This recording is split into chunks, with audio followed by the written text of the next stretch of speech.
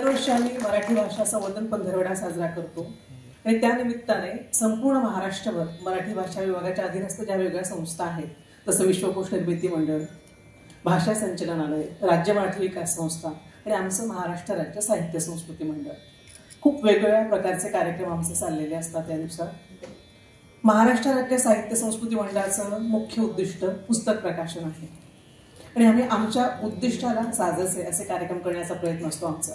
तसं गेल्या वर्षी अरुणा ढेरे यांच्या पुस्तकाचं म्हणजे ज्या संत स्त्रिया आहेत त्या संत स्त्रियांवरच्या पुस्तकाच्या प्रकाशनाचा कार्यक्रम याच दरम्यान झाला होता. त्यालाही आम्ही सांगीतिक जोड द्यायचा प्रयत्न केलेला आणि योजना शिवानंदांना बोलवलेलं.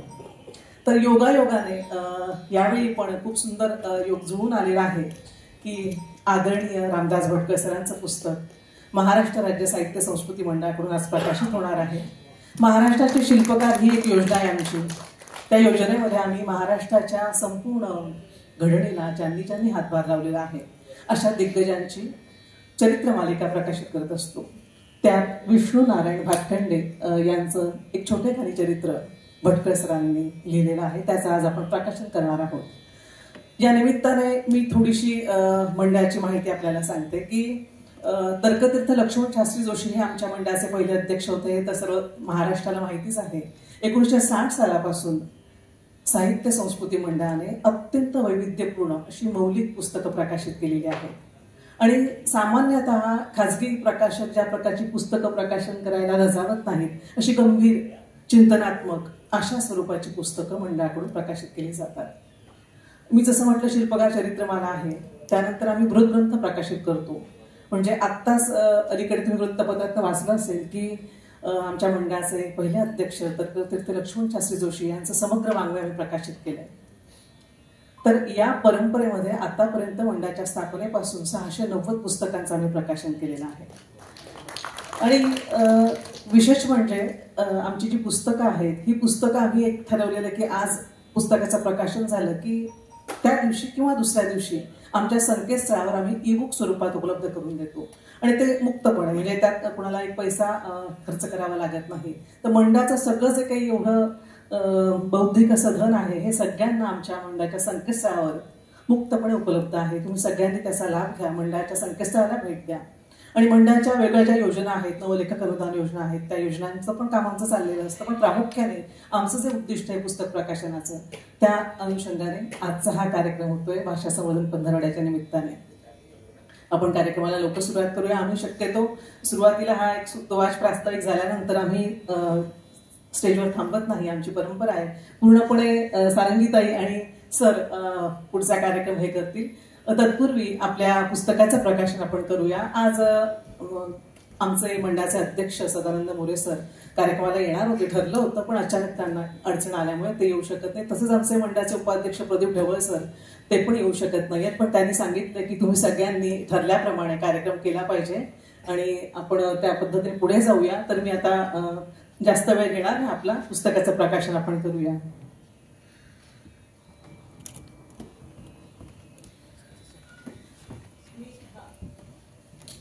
पुस्तकाच्या प्रकाशनासाठी मी माधवी नानलताईंना बोलवते आणि मंदार पुराणिक सरांना बोलवते की त्यांनी स्टेजवर यावं प्लीज.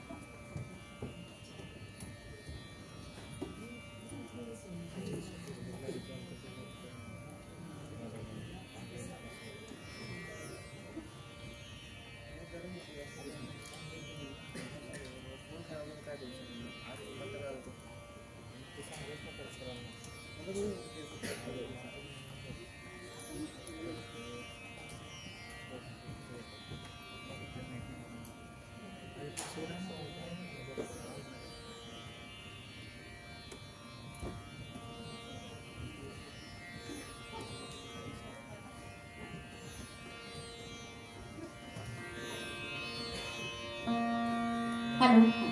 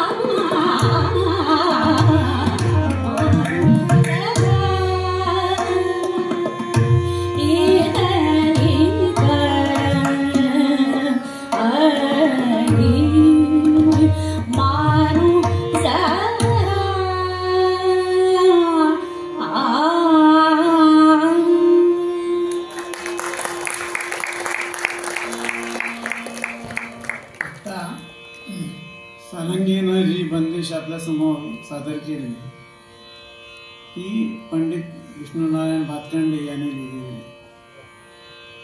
हे सांगण्याचा विशेष उद्देश आहे.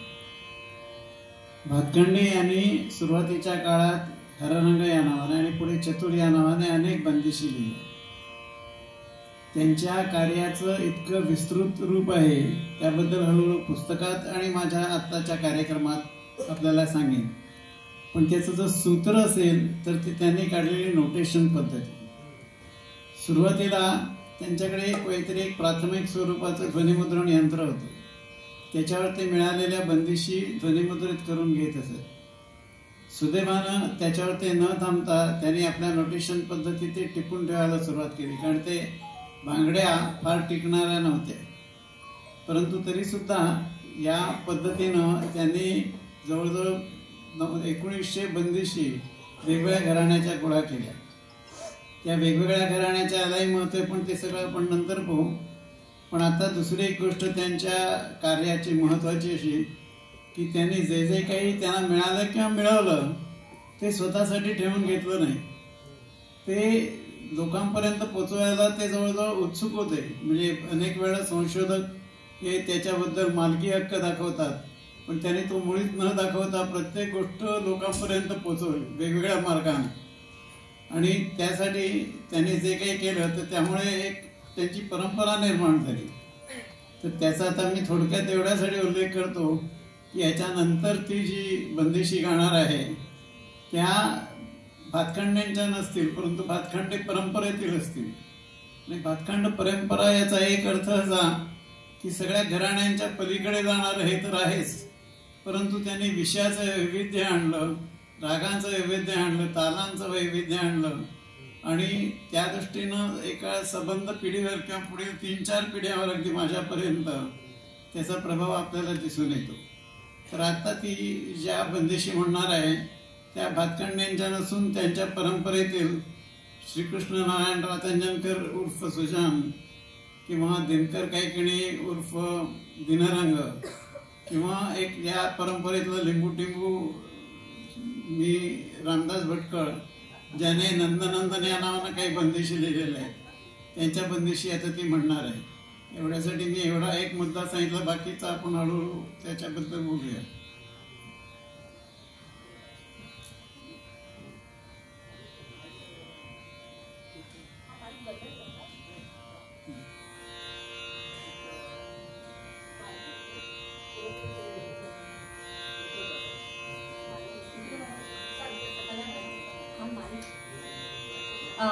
थोडं कानपुरा मॉनिटर मध्ये द्या, मला अजिबात येत नाही. हा तान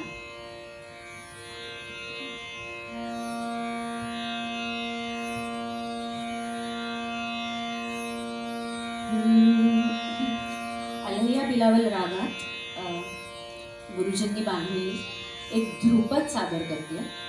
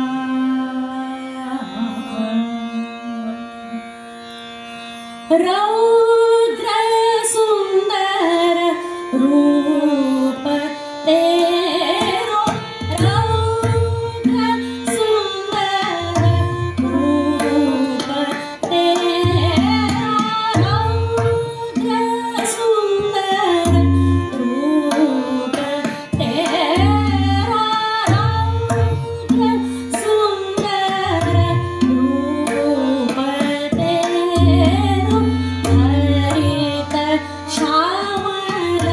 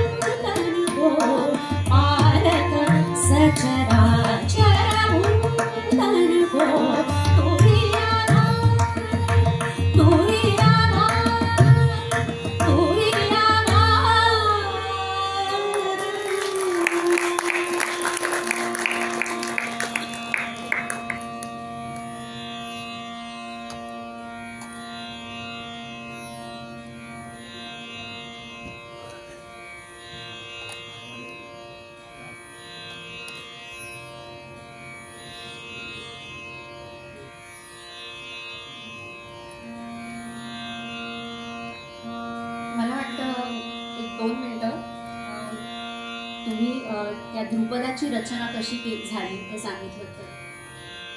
2 गोष्टी सांगायच्या वाटतं. एक तर हे ध्रुपद जे आहे ते खरं सारंगीच्या अनुभवावर आधारलेलं आहे.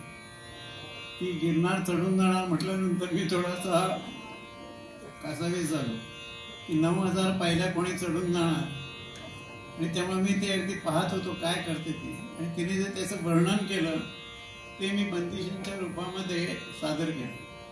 तर हा मुख्यतः भाग आहे. त्यामुळे ती माझी बंदिश आहे का तिची बंदिश आहे हे सांगणं कठीण आहे, परंतु त्याला रूप मात्र असं दिलं.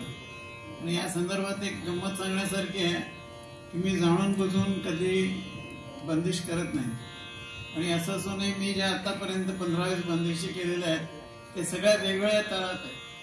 ध्रुपद मी रचेन असं मला कधीच वाटलं नव्हतं, परंतु ध्रुपद आहे, त्यानंतर चतुरंग आहे वगैरे वगैरे. तर ते माझ्याबद्दल बोलणं महत्त्वाचं नाही, परंतु दुसरा जो भाग आहे तो बंदिशींच्या स्वरूपाचा आहे. ही आपण भातखंड्यांची पहिली बंदिश ऐकली तर मोहन म्हणजे कृष्णाची आराधना अनेकांनी केलेली आहे.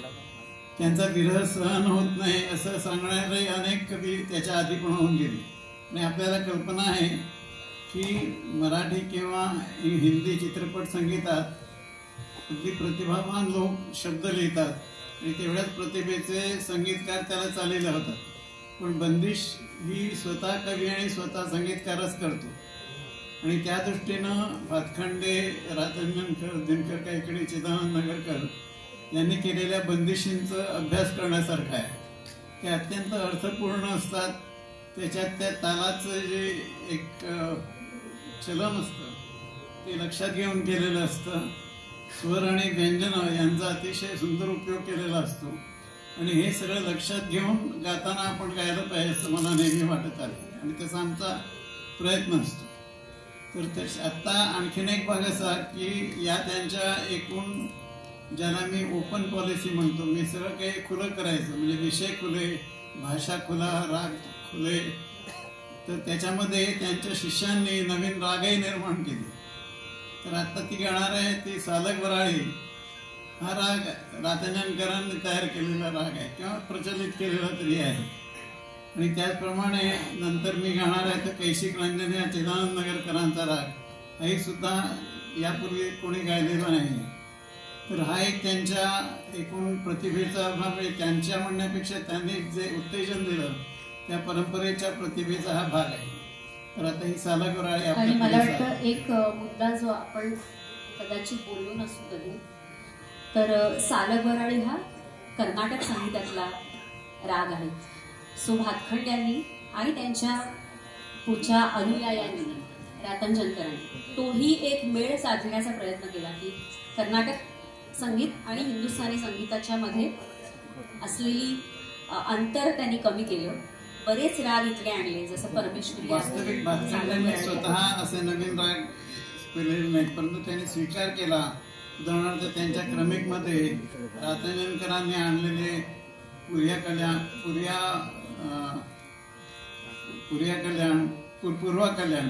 पूर्वा कल्याण आणि सालक वराळी नाही, परंतु असे काही राग त्यांनी स्वीकारलेले दिसतात. परंतु त्यांनी स्वतः नाही, परंतु रातंजनकरांनी जवळजवळ 25 असे राग प्रचलित केलेले आहेत. ह्याच्यानंतर मी 2 बंदिशी सालक वराळीत गाते. मुळात इथे गायकी दाखवण्याचा प्रयत्न नाहीये आमचा. बंदिशींचं सौंदर्य लोकांसमोर यावं आणि त्याचा उद्देश किंवा ती कुठल्या विचाराने केली गेली असावी हे पोचवता आलं तर तो प्रयत्न आहे. वराळी की पहिली जी बंदिश मी गाते अर्धा 3 तालातली ती दिनरंग म्हणजे दिनकर कैकणीची, आणि त्याच्यानंतरची जी बंदिश आहे ती रातंजनकरांची.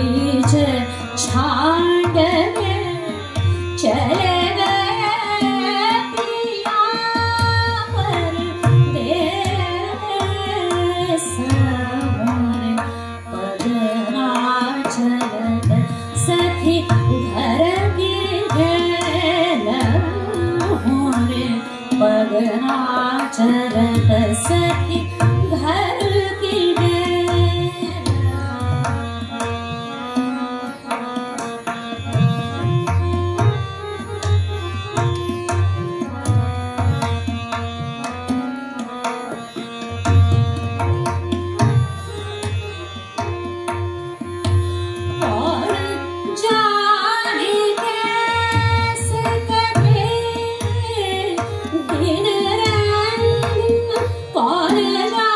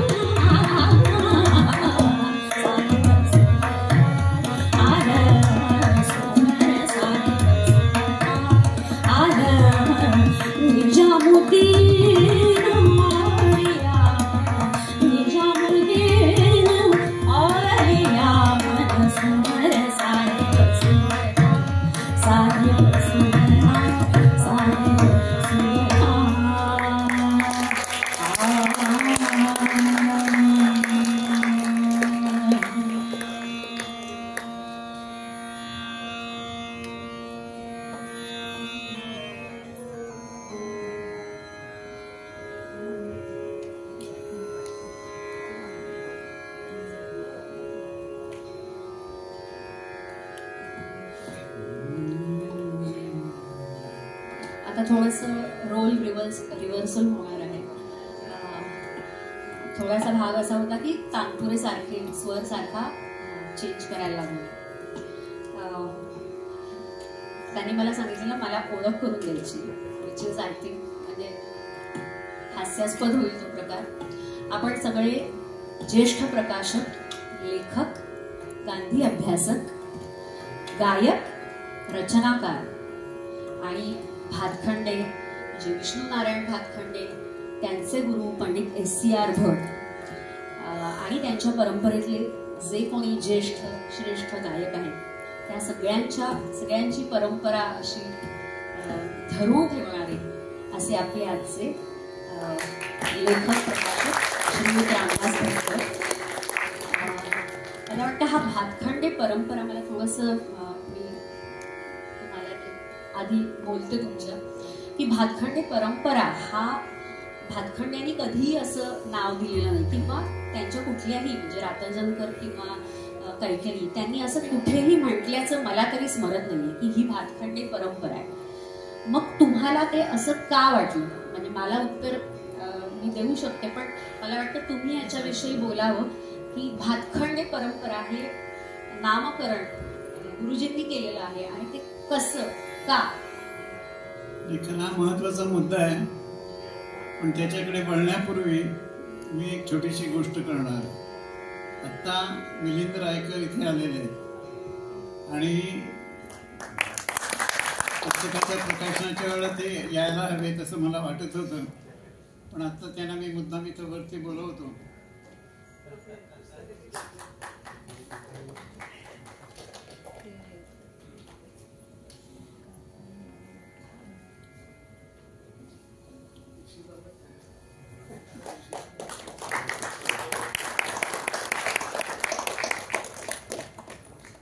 त्यांच्या बेलावादनाबद्दल मला प्रचंड आदर आहे. खरं म्हणजे शिक्षक म्हणून त्यांच्या अनेक शिष्यांचं वायलिन मी ऐकलेलं आहे आणि इतक्या जणांना चांगलं शिकवणे सोपी गोष्ट नाही, मी नेहमी म्हणत होतो. आणि सुदैवानं माझ्या काही बंदिशींना मैफिलींना सुद्धा त्यांनी साथ दिलेली आहे, हा त्यांचा मोठेपणा. परंतु आता हा प्रश्न जो होता तो भातखंडे परंपरा, तर सांगण्याचा उद्देश असा आहे की NCPA मध्ये आग्रा घराणा, ग्वाल्हेर घराणा, बरेचसे घराण्यावर काही कार्यक्रम झालेले मी ऐकले, मोठमोठ्या लोकांनी केलेले होते. आणि त्यावेळेला मला असं लक्षात आलं की आमचं घराणं हे आग्रा समजलं जातं पण खरं नाही. आणि आमचा याचा अर्थ असा की माझं काही घराणं नाही, पण माझे जे गुरुजी SCR भट ते आग्रात असे समजले जातात, ते आणि किंडे. त्याचप्रमाणे चिदानंद नगरकर ज्यांची मला स्फूर्ती नेहमी साथ घालत राहिली. परंतु याचं कारण असं होतं की त्यांचे जे गुरु रातंजनकर यांना तालीम मिळाली होती ती फयाज खान साहेबांची. परंतु हे शिकवताना तिथं ग्वाल्हेरचे पण गाणारे होते आणि यांच्यावर दोन्ही प्रभाव मला दिसत असत. तर त्याला नेमकं काय म्हणावं आणि त्याला भातखंडे घराणं म्हणावं का असं माझ्या डोक्यात होते. तर हे म्हणताना एक चमत्कारिक गोष्ट शिकी, मध्यंतरी हे घराण्याचा जरी बडेजाव खूप वाढला आणि त्याला एक वेगळं महत्व जरी असलं तरी घराणं हे जसं एक शिस्त आणतं त्याचप्रमाणे बंधनही आणतं. आणि त्या एकेकाळी तर दुसऱ्या घराण्याचं गाणं सुद्धा ऐकण्याची बंदी असायची आणि त्यामुळं अनेक आपलं नुकसान झालेलं आहे. तर भातखंड्याने हे सगळं बदललं. मी त्यांना स्वतःला रामपूर, सेन्या घराणं, भेंडी बाजार घराणं, आग्रा घराणं ते नंतर रातंजनकरांच्या मार्फत, परंतु ग्वाल्हेर घराणं अशा अनेक घराण्यांची तालीम त्यांनी घेतली आणि ते सगळं सुरबद्ध करून पुस्तकात प्रसिद्ध केलं. त्यामुळे आज कोणीही कुठल्याही घराण्याची तालीम असली तरी गाऊ शकतो काही. आणि हे जे त्याने आणलं हे अतिशय महत्वाचं होतं. आता एक गंमत अशी झाली की सारंगी जेव्हा माझ्याकडे आली तेव्हा मला काही शिक्षक, गायक शिक्षक म्हणून काही स्थान नव्हतं. का आली हे मला कधी कळलं नाही. आणि त्यातून तिला त्याच्या आधी तालीम मिळाली होती ती माणिकताई भिडेसारख्या श्रेष्ठ जयपूर गायकी गाणाऱ्या गायिकेकडून. आणि त्यामुळं आणि जर थोडीफार कीर्ती असेल तर ती माझ्या गुरुमुळे माझी आग्रा घराण्याची होती. तर हळूहळू तिच्याशी बोलताना लक्षात आलं की हे घराण्याचा हिशेब अत्यंत फिजूल आहे. आपण चांगलं गाणं आणि वाईट गाणं एवढंच लक्षात घेतलं पाहिजे. आणि त्या दृष्टीनं आमची तालीम सुरू झाली. आणि खरं म्हणजे मी तिला मला येणाऱ्या बंदिशी शिकवताना किंवा राग शिकवताना तिला माहीत असलेल्या बंदिशी ज्या तिने अश्विनीताईंकडून किंवा माणिकताईंकडनं घेतलेल्या होत्या त्या सुद्धा मी शिकत गेलो. आणि अशा पद्धतीनं चांगलं गाणं कसं हा शोध आमचा चालू राहिलेला आहे. आणि मग माझ्या लक्षात आलं की भातखंडे घराणं नाही तर भातखंडे परंपरा आहे. म्हणजे त्याला एक ठिकाण नाही तर तो प्रवाह आहे आणि तो प्रवाह प्रत्येकाला वाढवत नेलेला आहे. म्हणजे त्यात रातंजनकरांनी आग्रा घराण्याचा भाग आणला. नंतरच्या यांच्यावर अर्थात फयाज खानचा प्रभाव विसरणं कोणालाही शक्यच नसतं, त्यामुळे तो राहिला. परंतु त्यांनी राजाभाऊ पुछवाले यांच्याकडनं ग्वालेर पण घेतली आणि अशा अनेक तऱ्हेच्या अनेक घराण्यातल्या बंदिशी ते गाऊ लागले आणि त्यामुळं हा भेद हळूहळू पुसत गेलेला आहे. आणि त्यामुळं भातखंडे परंपरा म्हणणंच योग्य आहे असं मला वाटतं. त्या भातखंडे परंपरेचे अनेक वैशिष्ट्य आहेत. तर खरं म्हणजे साहित्य संस्कृती मंडळानं यापूर्वी श्रीकृष्णनारायण रातंजनकर यांनी लिहिलेलं रातंजनकर चरित्र प्रसिद्ध केलेलं आहे. आणि अशा वेळेला मी दुसरं चरित्र का लिहिलं असा एक प्रश्न काहींनी विचारला. तर तो मुख्य मुद्दा असा होता की रातंजनकरांच्या चरित्रात जरी खूप तपशील असले तरी ते कालक्रमानुसार त्यांनी सांगत गेलेले आहेत. तर मी विचार केला की त्यांच्या एकूण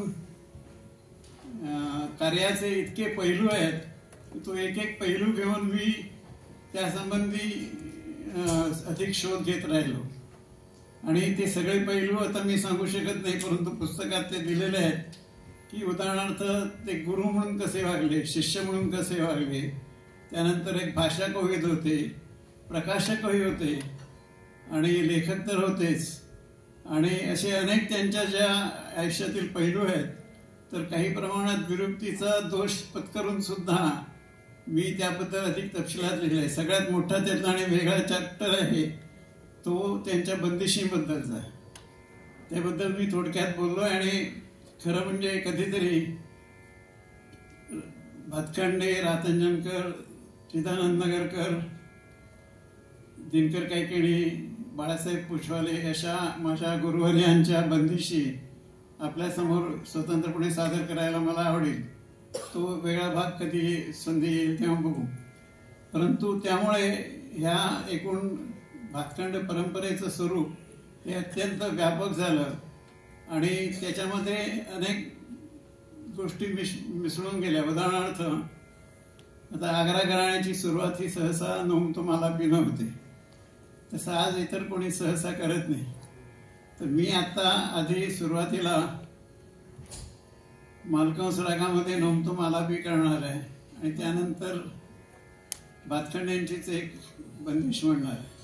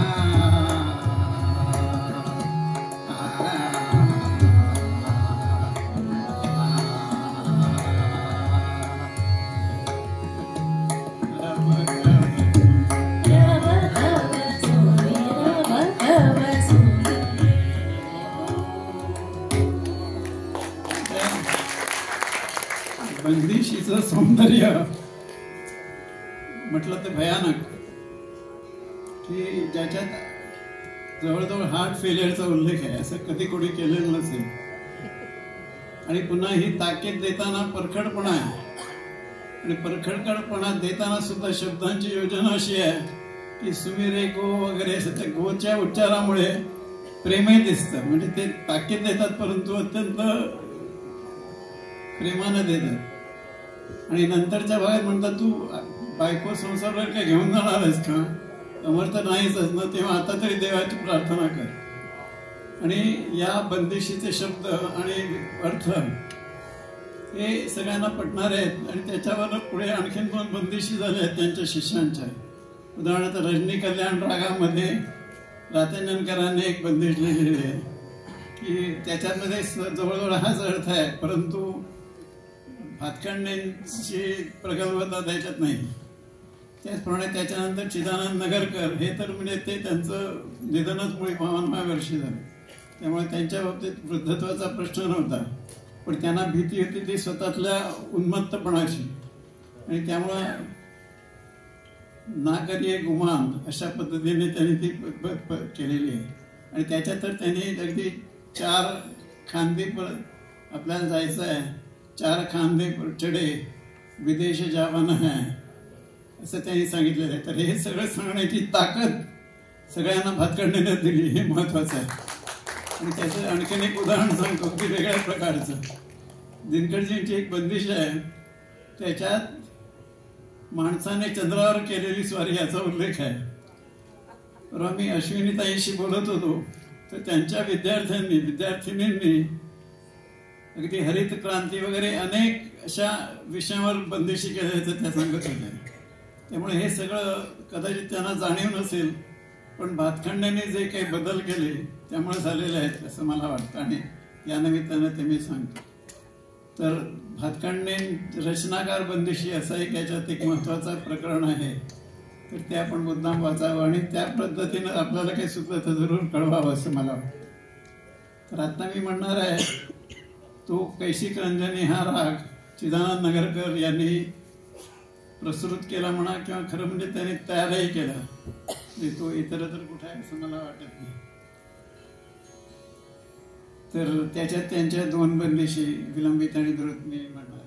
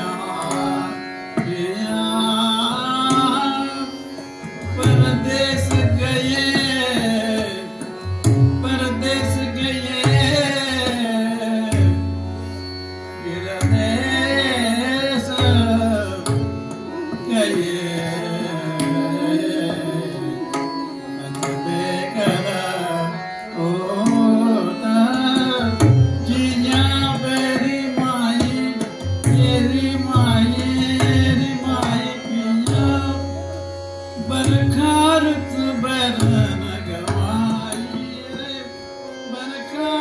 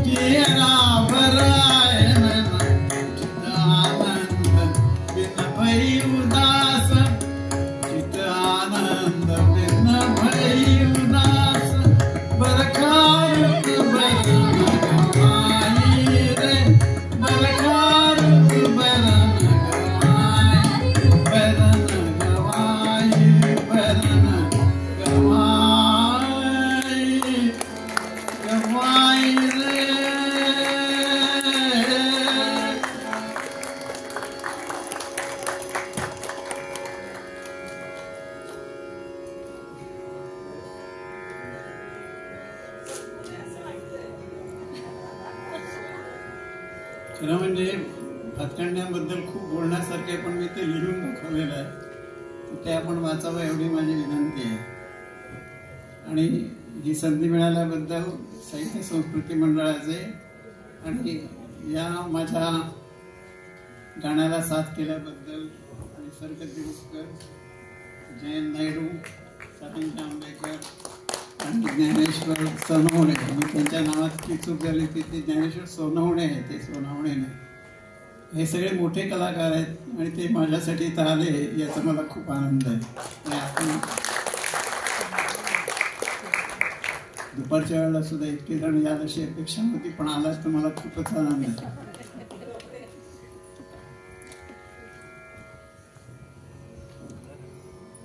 धन्यवाद सर.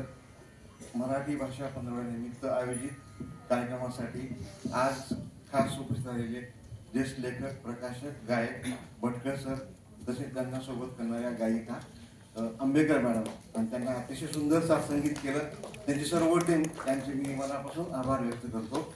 एखाद्या कलाकृतीचा प्रकाशन सोहळा होतो तेव्हा त्याच्यावर वेगवेगळ्या अंगाने चर्चा होते, मती मांडल्या जातात, टिप्पण होतं, परंतु असा सांगीतिक सोहळा प्रकाशनाचा आपण पहिल्यांदा अनुभवत आहोत. ही वेगळी बाब आपल्याला या ठिकाणी आम्हाला अनुभवत आली, त्याबद्दल आपले शतशः आभार.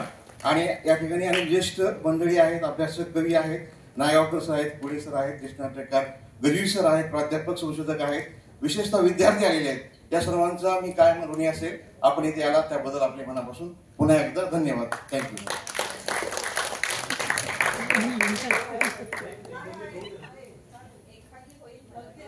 हरकत नाही सर. काय झालं, मी परवा 5 तारखेला माझ्या 90व्या वाढदिवसाचा जल्लोष झाला आणि त्यानंतर मला अन्नविषबाधा झाली आणि त्याचा त्रास झाल्यामुळे काय होईल मला सांगता येत नव्हतं आणि त्यामुळे मी फार गाऊ नये असं मला माझ्या आप्तांनी सांगितलं. सारंगीचा तर फारच आग्रह होता आणि म्हणून मी थोडंसं गायचं ठरवलं, पण आता वेळ आहे आणि आपण ऐकायला तयार असाल तर एक छोटीशी बंदिश ऐकवतो. ती माझी बंदिश आहे आणि त्याचं कारण असं आहे की ती परमेश्वरी या रागामध्ये आणि माझा जो ध्यास आहे गांधी अभ्यास त्याचं वर्णन करणारी आहे आणि त्यामुळं गांधी अभ्यास, गाणं, परमेश्वरी राग या सगळ्या गोष्टींचं त्याचे चित्र आहे, म्हणून मी तेवढे एक म्हणून दाखवतो.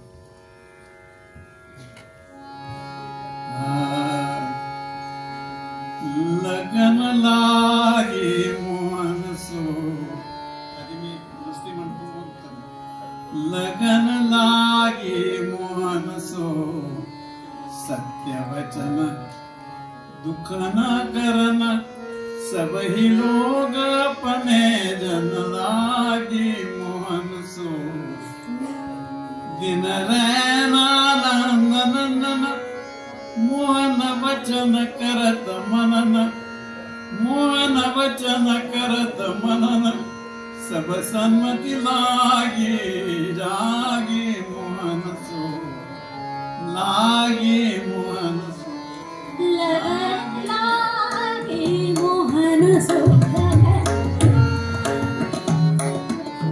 लगन लागे मोहन सो, लगन लागे, लगन लागे, लगन लागे मोहन सो, सत्य वचन दुख न करन, सत्य वचन दुख न करन, सभी लोग अपने जन लागे मोहन सो, लगन लागे मोहन सो, लगन लागे मोहन सो, दिन रैना नंद नंदन, दिन रैना नंद नंदन, मोहन वचन करत मनन, मोहन वचन करत मनन, सब सन्मति लागे लागे मोहन सो, लगन लागे, मोहन सो,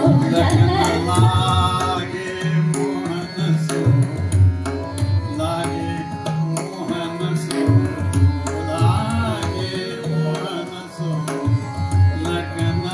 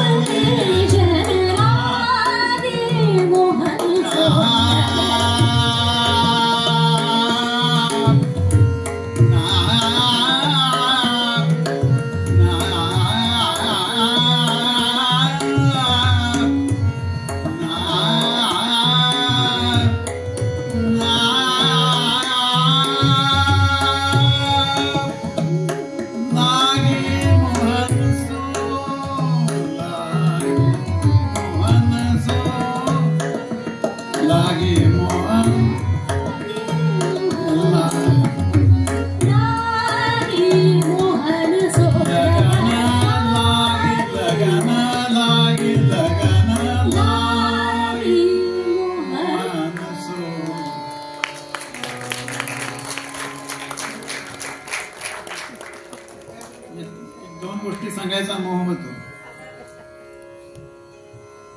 मी तेव्हा सांगितलं की मी काही बंदिशी मुद्दाम करत नाही. तर पहिली बंदिश झाली ती ओंकार गुलवाडी यांच्या विनंतीवरून मालकंस रागामध्ये. ती एकूण तालाचं स्वरूप किती अगाध आहे हे सांगणारी. मी त्यात माझं काही नव्हतं, परंतु आपलं शब्द मी ते निवडले आणि नाद ब्रह्म याच्यावर एक बंदिश केली. पुढं सारंगीचा व्यवसाय हा गाणं शिकवणं आहे. तर ती म्हणाली मला गोरख कल्याण शिकवायचा आणि तो मी शिकलेला नव्हतो. तर मग मी तो शिकून घ्यायचा प्रयत्न केला आणि तो त्यामुळं माझ्या डोक्यात तो घोळत होता. तर एकदा रात्री झोपेमध्ये मला एक ओळ सुचली. अलख निरंजन गावत गोरख अलख निरंजन गावत गोरख. आता एवढंच, पुढं काही सुचेच ना, कारण मला तो राग माहीत नाही, गोरखनाथाबद्दल काही माहिती नाही. तर लिहिणार काय? तर सारंगी म्हणाली की नाही ओळ चांगली झाली आहे, परंतु उगाच तुम्ही भलत्या ओळी त्याच्यात आणखीन घालू नका. म्हटलं ठीक आहे, पण गायचं असेल तर आपल्याला अंतरा पाहिजे की नाही. तर काही दिवसांनी असंच मला तो अंतरा दिसायला लागला. बालकनाथ योग ज्ञान शिव शिव करत वितरत ज्ञान. आणि या 4 शब्दामध्ये एकूण हे सगळं मी सांगू शकलो याचं मला स्वतःच कौतुक वाटायला लागलं. काही माहिती नसताना वाचून आपलं कुठतरी इंटरनेट वगैरे त्यातनं हे, कारण ते शैव होते, योग करायचे आणि त्यांनी संबंध देशभर आपला नाथ संप्रदाय पसरवला. आता एकच ह्याच्या चूक होती की बालकनाथ नावाचा त्यांचा कोणी शिष्य नाही, पण मला त्यावेळेला वाटला. आणि ते नंतर शिष्यांचे नाव पहिले त्यात बसण्यासारखं काही नव्हतं म्हणून मी तो तसाच ठेवला आहे ना. बालकनाथ योग ध्यान शिव शिव करत वितरत ज्ञान. आता पुढे म्हटलं तर काय करूया, अगदी सोपी गोष्ट तुम्ही करत प्रणाम. आता तरी जागा राहिलीच की. म्हटलं नंदन नंदन. नंदनंदन म्हणजे नंद भट असं माझ्या गुरुजींना म्हणायचे आणि त्यांनी मला पुत्रवत वाढवलं, त्यामुळे मी नंदनंदन असं ते त्यानंतर माझं तक्कल झालं. त्यामुळे अलख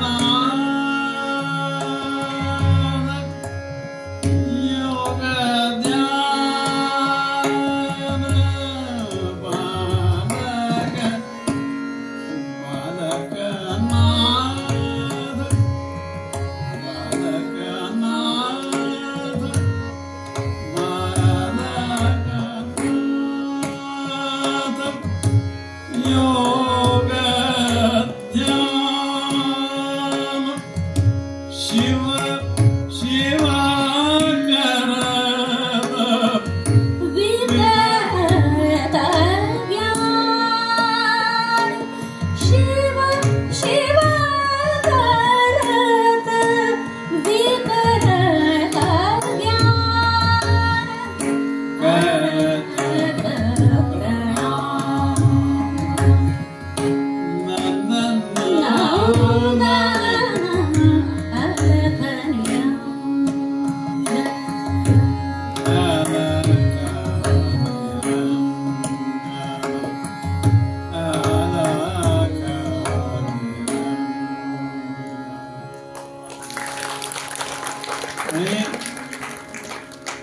हिने ती बंदिश तिच्या शिष्यमंडळींना शिकवून ती अमेरिकेपर्यंत पोहोचलेली आहे. आनंदाचा भाग आहे आणि माझ्या देवाचा. तर मिलिंदने एक वेगळ्या प्रकारचा वंशमूळ देऊन मला गायला लावलं, याच्याबद्दल आभार.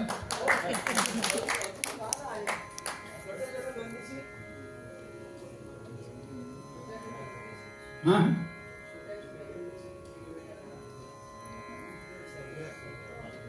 मी किती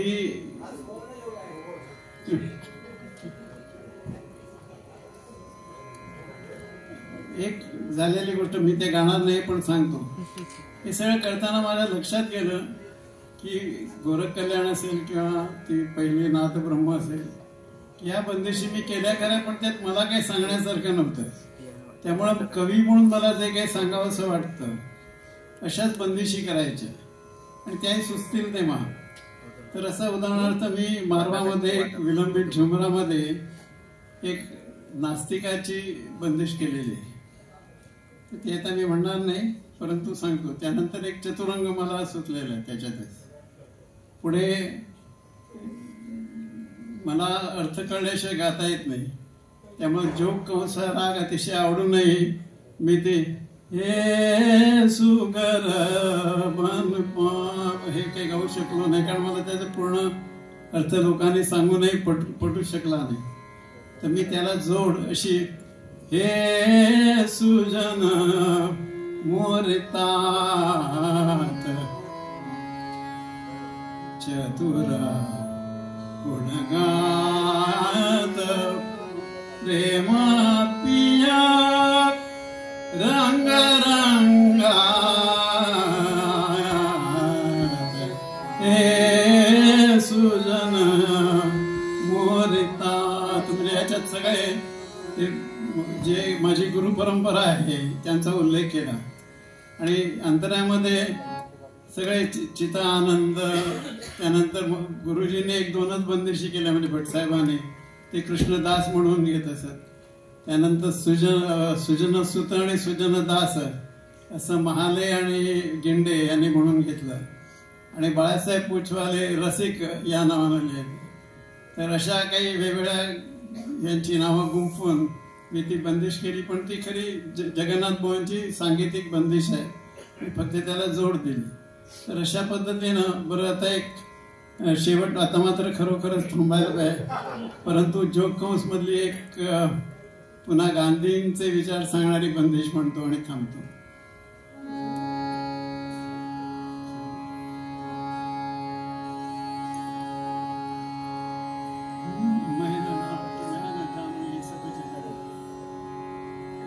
मैं न जानू ये सब झगड़ा, मैं न जानू, मैं न जानू ये सब झगड़ा, मैं न जानू ये सब झगड़ा. मैंने प्रीत को है जोड़ा, मैंने प्रीत को है जोड़ा, मैं न जानू ये सब झगड़ा, मैं न जानू ये सब झगड़ा, मैं न जानू ये सब झगड़ा, मैं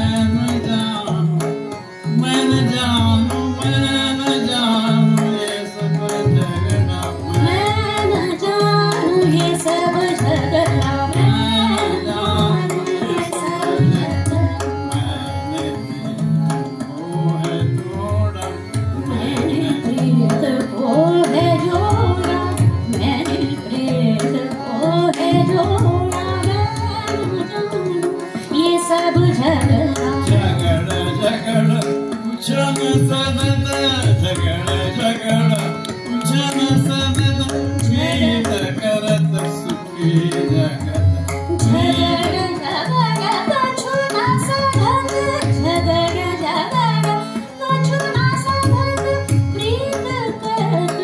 सुखी जगत